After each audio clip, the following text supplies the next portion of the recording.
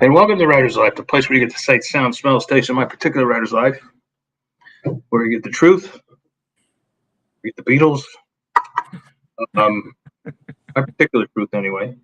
Subscribe if you haven't already. Punch the like button. Tap the bell for notifications so you don't miss out on one single uber exciting video. And go to vinzandri.com for all your thriller needs. So I have a very special guest today. It's sort of a coming out. This is my agent, Chip MacGregor. Now, I've been with Chip longer than I've been with both my ex-wives combined. So, except we did separate for a few months once, you know, when a more lovely agent came along and said, "I'm going to make you rich and famous." Taller, younger, better looking. You know how. Yeah, right. You know how pretty head will turn Vince's eyes. So yeah. Right. So Chip was good enough to take me back. Unlike the ex-wives. Anyway, how you doing, Chip? I'm doing really well. You and I are on opposite coasts. You're out close to the Atlantic, and I'm about 100 feet, 150 feet from the Pacific Ocean here on the left coast. 100 feet. That's it? Yeah, pretty close to the water here. Well, you realize you're going to be underwater soon. Yeah, my wife and I are up high, and so, right. But yeah, it still could happen depending on size of the waves.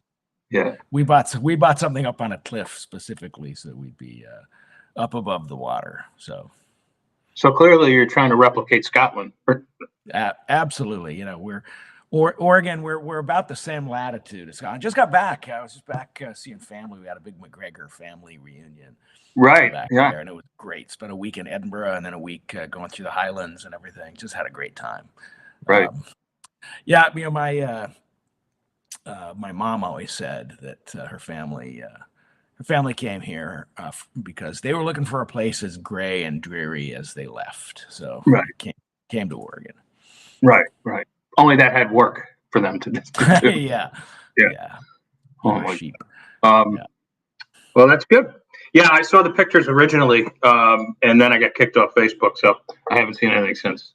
If you were nicer, that would not happen. I just want you to know. I can't help it. It's me being me. You know, I get sucker punched. I get, just me being me. I'm like the reincarnation of Harlan Ellison, only without all the cash. So seeing as Chip is an agent, and you're a whiskey man. We'll talk about that later. But give me the feel of agenting these days. You know, how is it in the 2020s as compared to like even 10 years ago?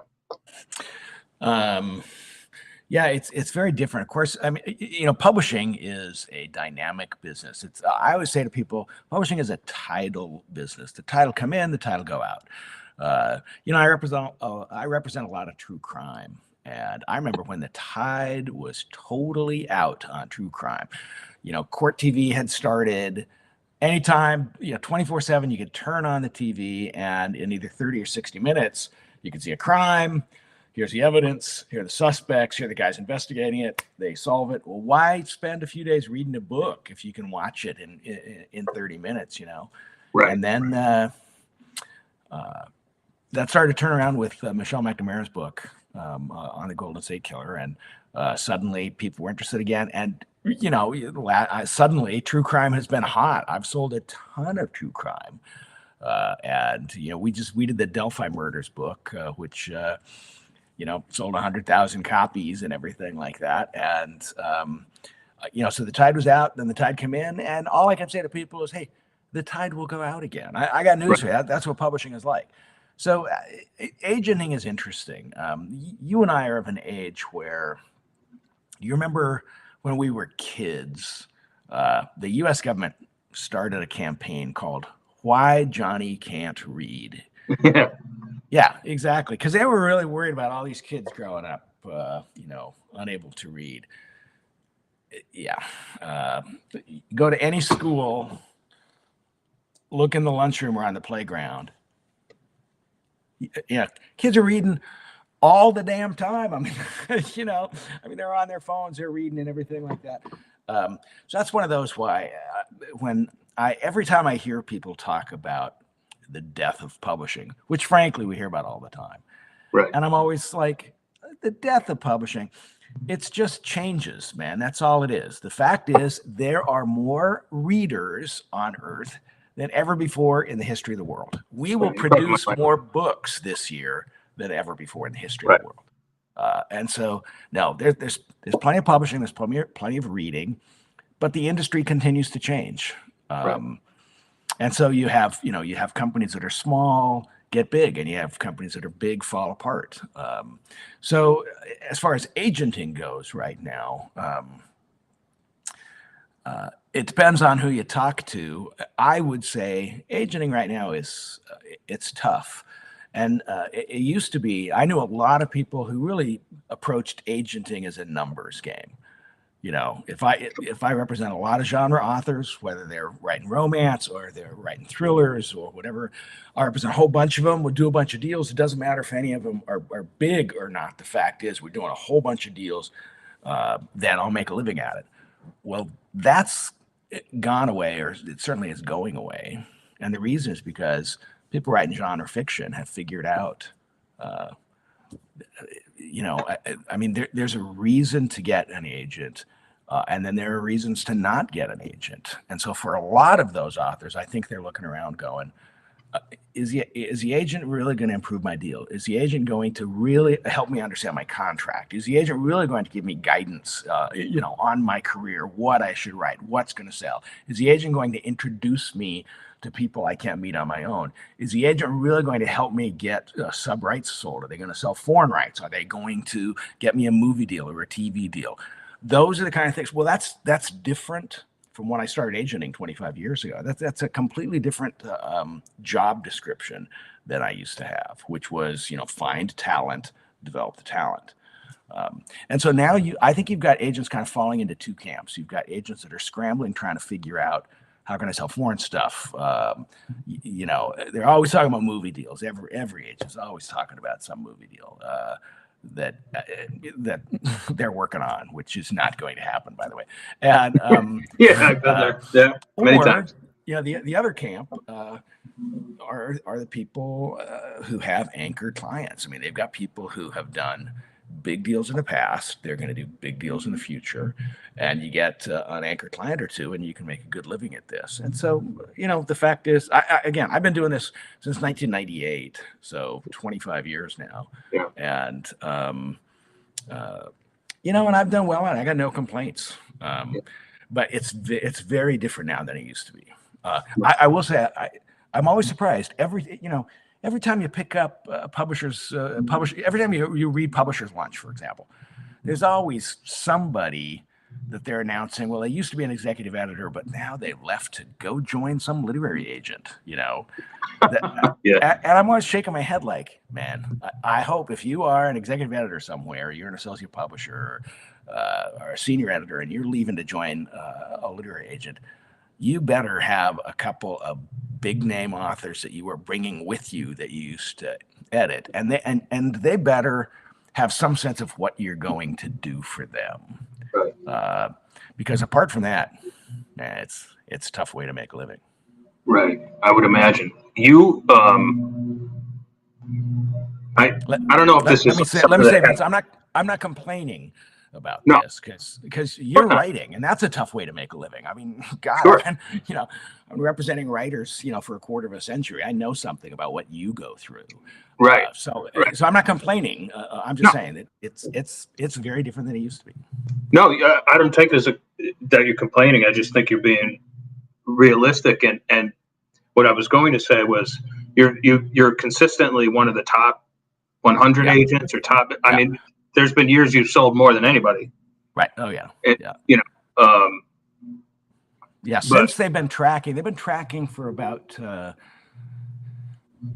Publishers Marketplace tracks. For those who are watching who don't know, Publishers Marketplace tracks agents and editors and imprints and, who's doing deals and stuff like that.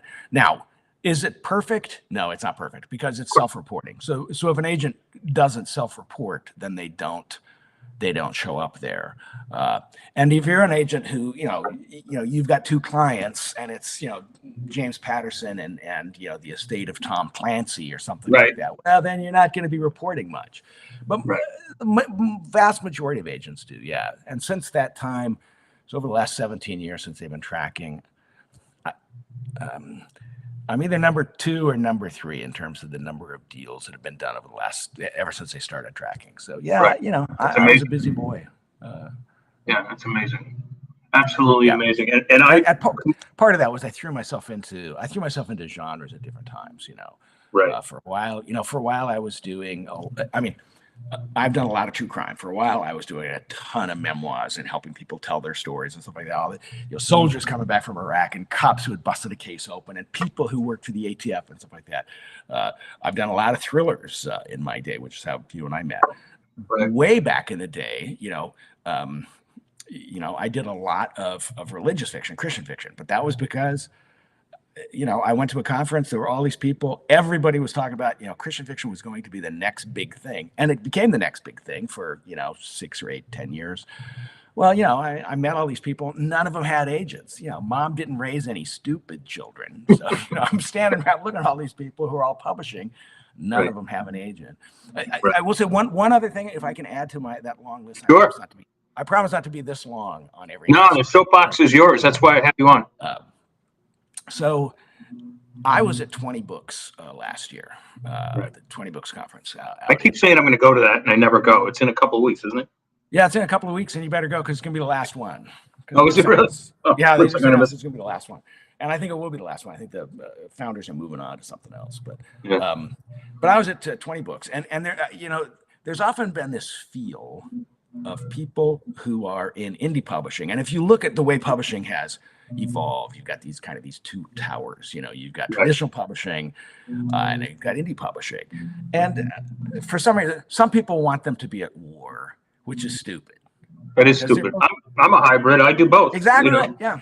And I've been pro traditional publishing for a long time, pro indie publishing for a long time. The fact is, a good author is going to look at what works and how to make it work. But for some reason, there's always people who want, there's people on the indie side who they think anybody traditional publishers, they're just trying to screw you, and there's people on the traditional side who are like, those indie people, they don't know what they're doing.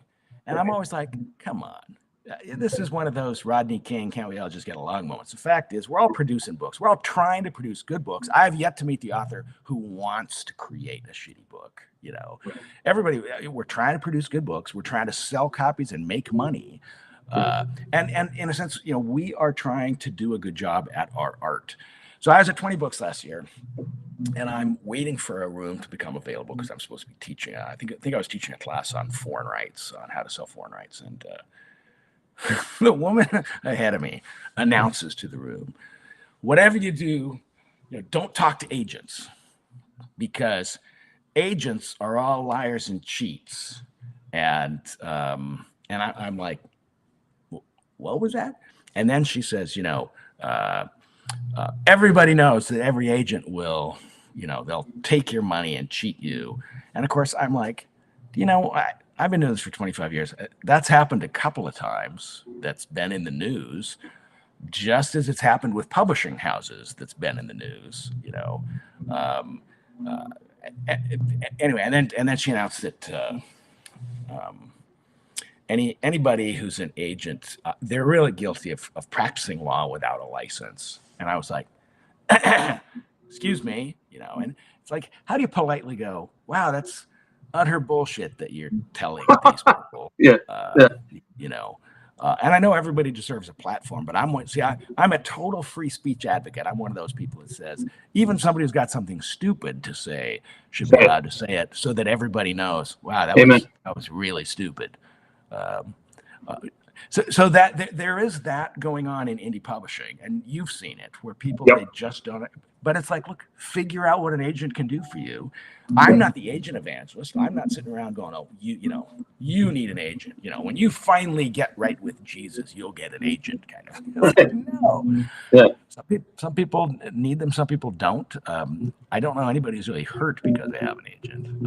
I do know people who have been hurt because they didn't, because they got shafted. They got a bad deal. Right. But the same is also true. Somebody gets with a bad agent, and you know what that's like. Somebody gets, Yep.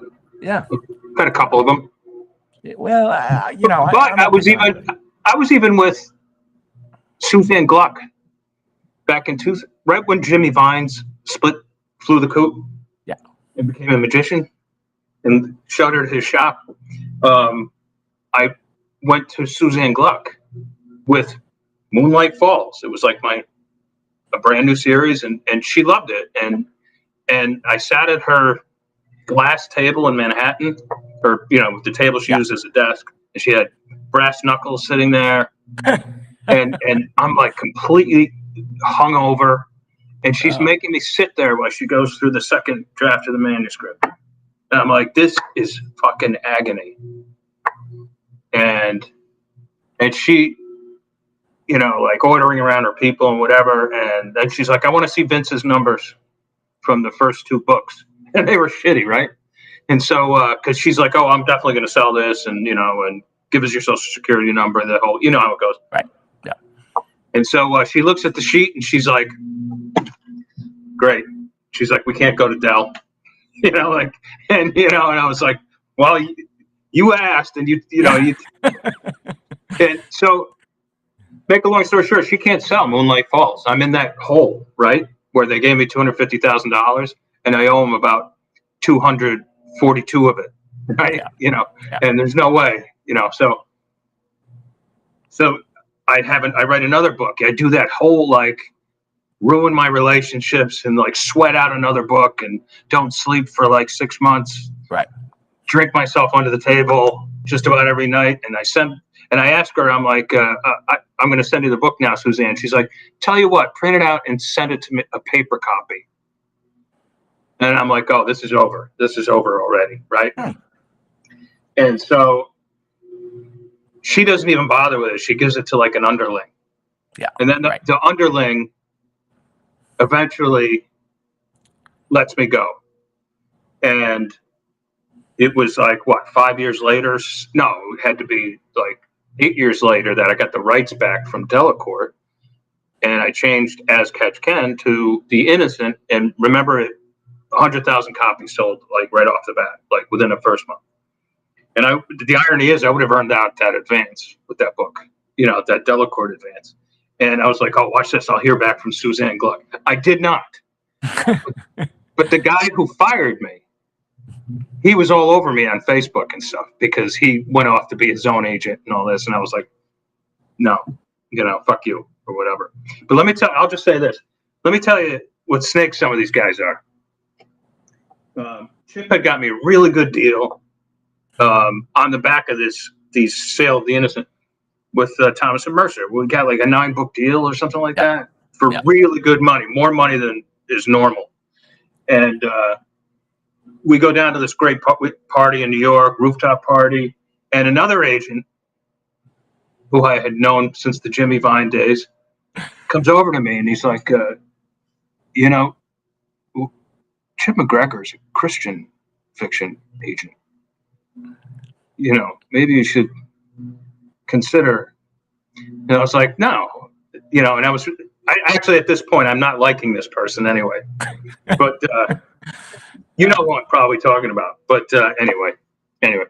But I personally, as an author, I wouldn't be comfortable without having an agent. And I know a lot of independents they're like, don't go with an agent. They'll steal your money. They'll do this, they'll do that, and whatever. And I'm like, I don't have anybody.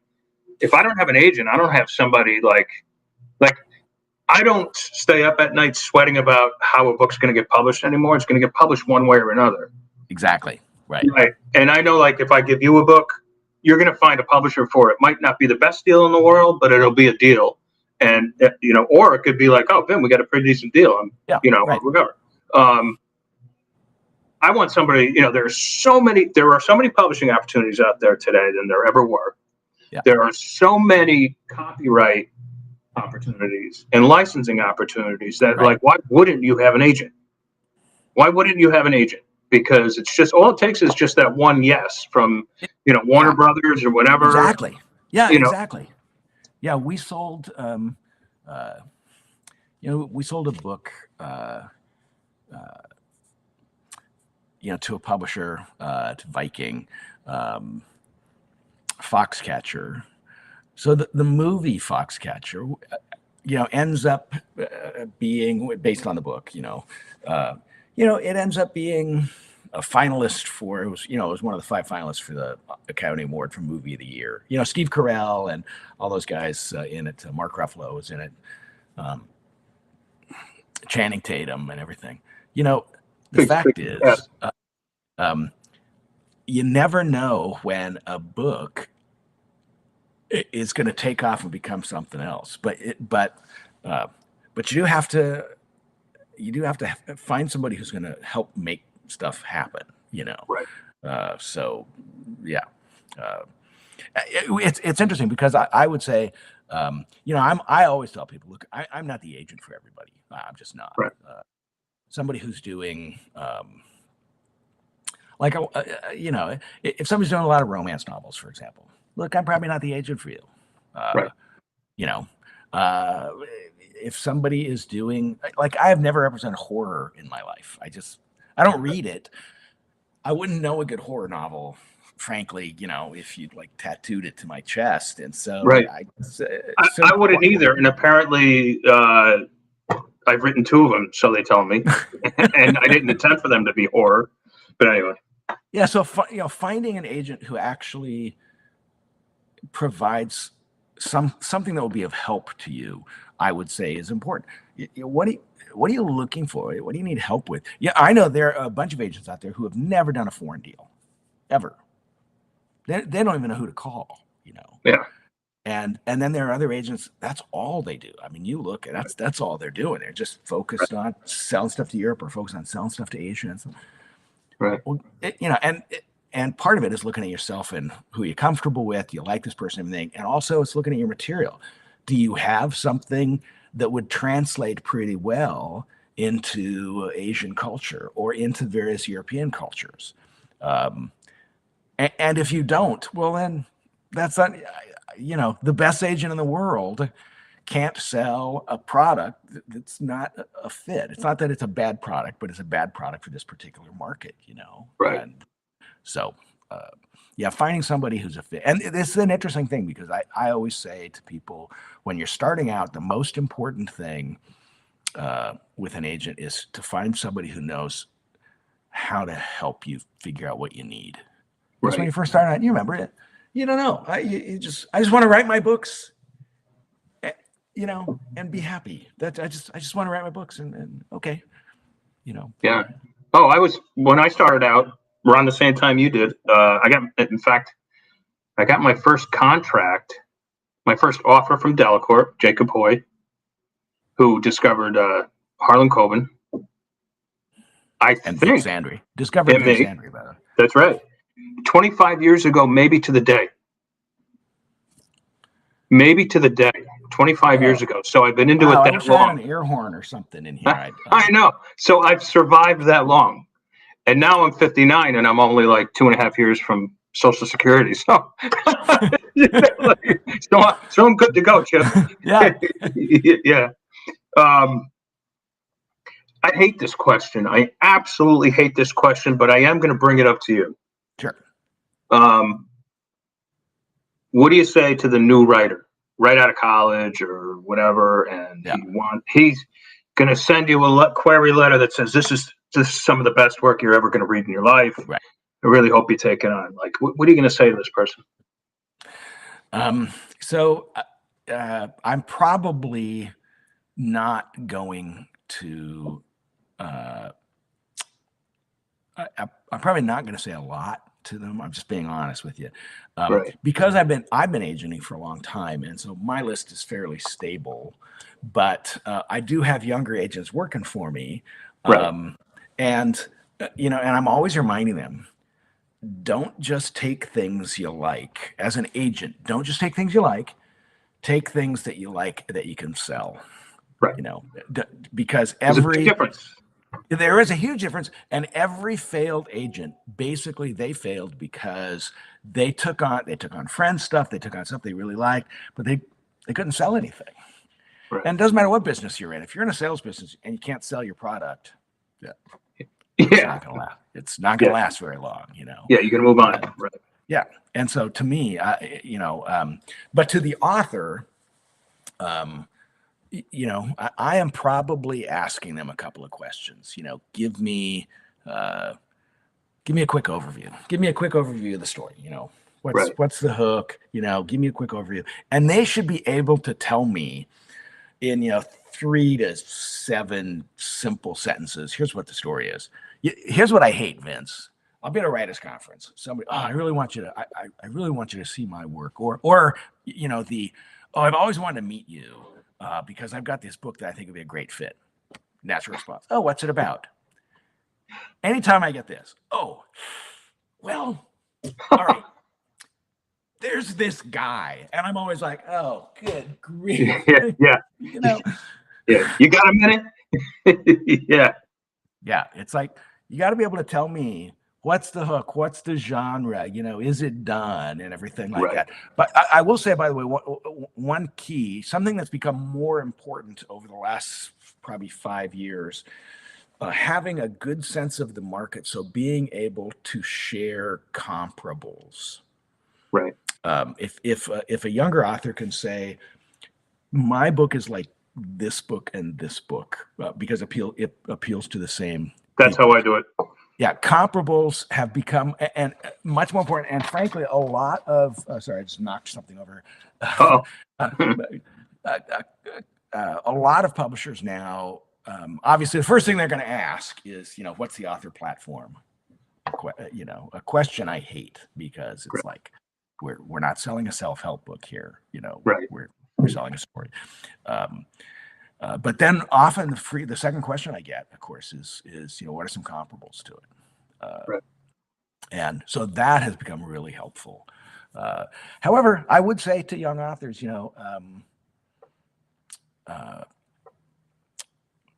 my son's in his 30s. My son's a guitar player and pretty good.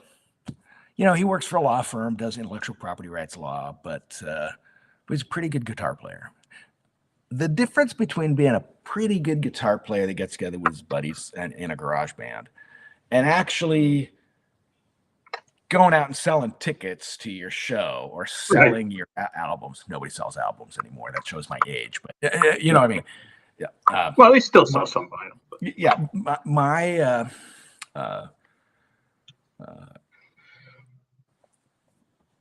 When I was young, I was a ballroom dance instructor. Okay. So, family, a lot of dancers in my family. No, I'm just kidding. Yeah. I had a sister that's a professional dancer, a brother was a dancer, another sister that took dance lessons, had a daughter that was a professional dancer for a while. So a lot of dancers in the family.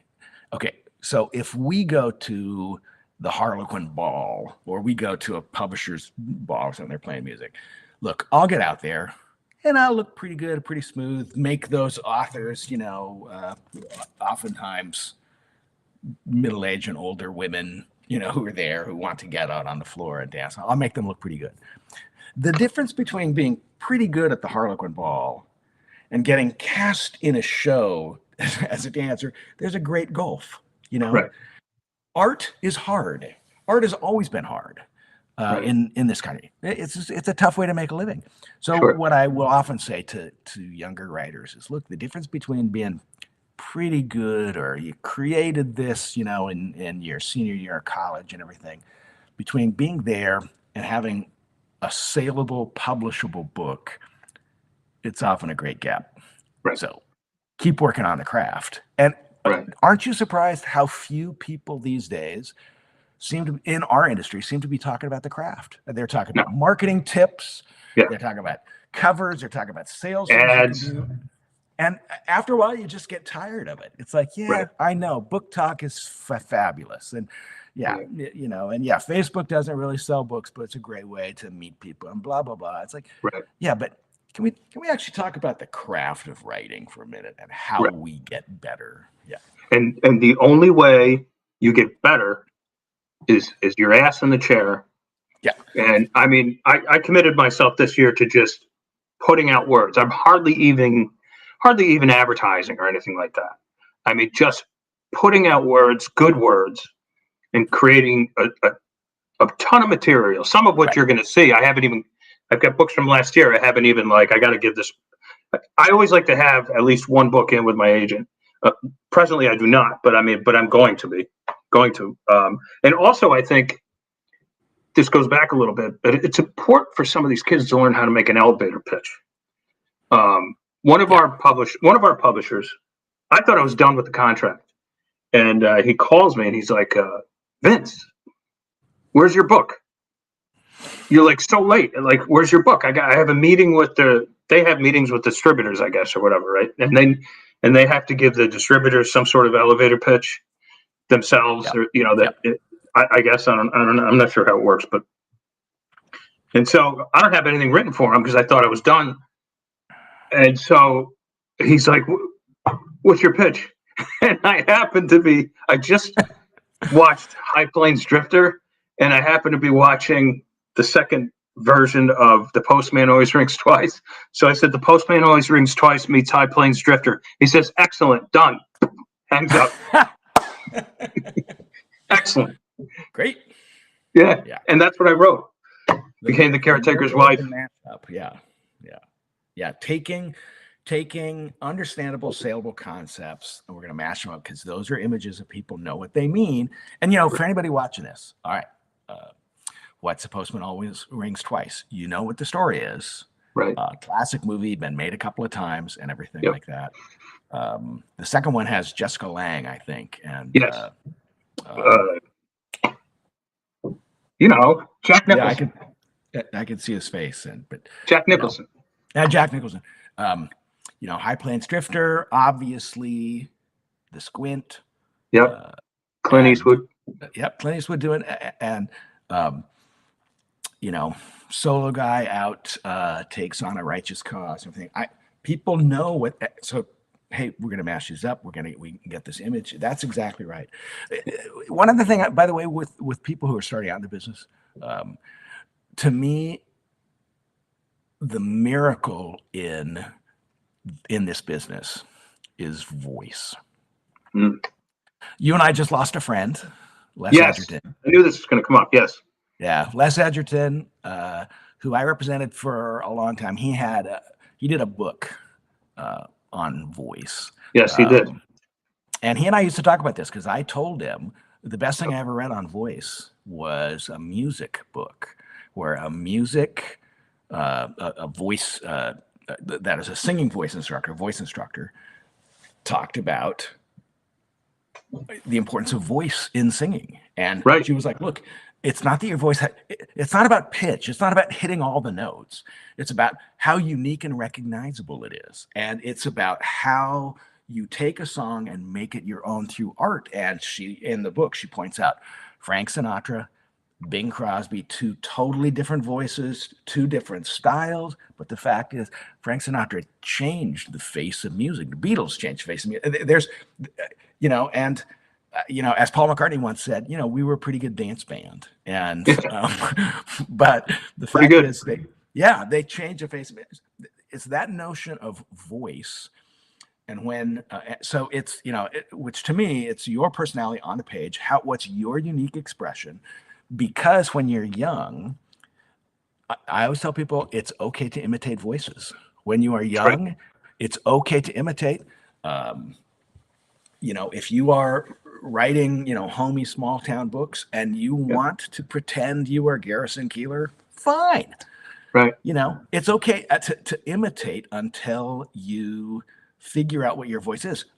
I'll go back to the Beatles. Great interview one time, I think it was in Forbes, where George Harrison said, when we first started out, we really just wanted to be Chuck Berry. Right. And he tells a story of somebody would come in. He said, John or Paul would come in and say, "Listen to this lick that Chuck Berry did on this record." Right. And then George would practice it, and he was really the best musician of the four. And then he would say, he would try and work that in to a song, or work something similar to that he tweaked a little bit into one of their early songs. And it's so funny when you think about, the Beatles, they were trying to emulate Chuck Berry, and then there were other bands who came along, they were trying to imitate the Beatles and stuff like that. But figuring out who you are and what your voice is, right, and how it's different, because like the biggest reason why there aren't big romance, not big romance books. Romance is a huge category and stuff like that. But so many of them, if there's a criticism, and I'm loath to criticize romance. Sometimes people, romance authors get the short end of the stick because everybody wants to make fun of them, and I don't make fun of them. There's some great romance writers. Sure. But one of the weaknesses in the genre, there's so many people who sound the same. You pick up a book and it sounds like everybody else. Right. We saw that for a while with thrillers, but we don't see it as much anymore. Well, I think with romance, if you're not hitting those tropes, you're going to turn off the reader, and that's why. Right. Yeah. There's certainly, again, if people are just watching this and you're kind of new in the business, there are rules to genre fiction, and you've got to follow the rules. That's right. And in a sense, what creates a literary novel is that they ignore the rules, or they create their own rules or something. But having a voice, so that when somebody picks it up and they read the book and it sounds like you, and it doesn't sound like everybody else. Right. That is something. And I look for that. And this is an interesting thing. I will tell you, Vince, when you and I first were working together, and it was my wife, Holly, girlfriend at the time, I believe, said to me, "You should read this guy's stuff. He's got strong voice." And I find that people who have long careers in this business, they've figured out what their voice is. And it took me a while. Yeah, sure. It takes everybody a while. And you know what? I was in my 20s and I was in writing school with Les. Yeah. And we became best friends, and because we were there like for practical reasons. Because it was the mid 90s, and the most you could hope for was maybe get a book deal once every 2 years, and you were going to teach. Right. And you needed that MFA to teach, right? So that's why we were there. But anyway, but he kept saying to me, he was almost my age now when he was back then, and he's like, "Vince, listen, I'm not criticizing you, but you got a really cool personality. You're funny and all this sort of stuff." And he'd say, "You need to start injecting your personality into your work. That's what you need to start doing." And he was talking about voice, of course. He's like, but it took me years it took me years before I wasn't, I mean, I was imitating for the first 10 years of my career, I'd say. Which I would say is fine. Right. It's fine to start that way. So long as it's your own. Right. But I didn't really, I wanted to be Hemingway and all that stuff. But I didn't break off from that. It didn't separate myself I didn't become Vincent Zandri until I was probably 40, 41, 42. It took a long while, and a lot of ass time in the chair and stuff like that. And now I probably write one really good draft, and I cycle through it, and goes off to my editor, and that's it, because I'm comfortable with that voice, and sales are, like I said, I'm not even advertising. Sales are steady, and I'm getting more 4 stars and 5 stars, but there are some books that I have screwed up, I know, and those don't do quite as well as because nowadays in this business, it's not so much if your editor has something to say about it or your agent has something to say about it. You're going straight to the consumer in a lot of cases, and it's what the consumer is saying about it. And it's like, not that I read my reviews very much, but it has changed in that respect, especially on the indie side of things, or whatever. It really has. Yeah, and authors, don't go reading your reviews. Don't. No. Don't. Don't read your reviews. You know, No, don't do it. No. It'll just kill you. Listen, Chip, one crappy review will ruin your day. Oh boy. And it takes like 200 great reviews to balance out the one bad review. And I actually have the worst review I ever got, and I believe it was for The Remains, maybe. You know, the one that's, you know, it sold like 250,000 copies or something. Yeah, The Remains is a great book. If you're watching this and you haven't read it, it's one of the best things Vince wrote. Or I'm not sure, or it could have been another one, but anyway, but the person said like, oh, that whole, you know, it was a 1-star review, and he wrote, or she wrote, oh, that whole notion of if you put like 6 chimpanzees in a room with a typewriter, eventually they're going to type out a novel. And this is that kind of novel. I was like, that's brilliant. I should print this and put it up on my bulletin board. I love it. I absolutely love it. It was classic, you know, but that's as far as I go. Listen, Chip, I've taken up way too much of your time. Okay. Where can people find you and all things Chip MacGregor? Yeah, if you just go to chipmacgregor.com or you go to MacGregorLiterary.com, I'm easy to find. And, you know, I had a blog for 10 years, which was, you know, remember, it used to be a huge deal. Every year, I think 6 times it was listed by Writer's Digest as one of the top 101 websites for writers. Well, obviously, I stopped doing it. Who does blogs anymore, you know? No, you got to have a YouTube channel. Yeah. But the fact is, so now, or you can reach me through Vince. But the fact is, sure. Always happy to chat with people. Won't promise to take you on, but always happy to chat with people. So, Vince, you're the best, man. And hey, we for those watching, Vince and I did lose a longtime friend, Les Edgerton. Yes, we did. His great book, Finding Your Voice. He had another one. It's a terrific book called Hooked. And the fact is, his book, the genuine artificial plastic kidnapping was a wonderful novel. And so anyway, Vince, you're missed. Blue skies. Blue skies, Les. I know he's looking at us right now. I'm like, I want to talk. You know, I want to interject. Somehow he did, though. Somehow he got in there. All right, everybody. Thanks again, Chip MacGregor, for coming on. I hope you come back. There's still more to talk about. And everybody else, I will catch you guys probably tomorrow or around there. Not sure if I have a guest on Sunday, but we'll see. All right. Well, thanks, everybody. And ciao, ciao. And Chip, ciao, ciao.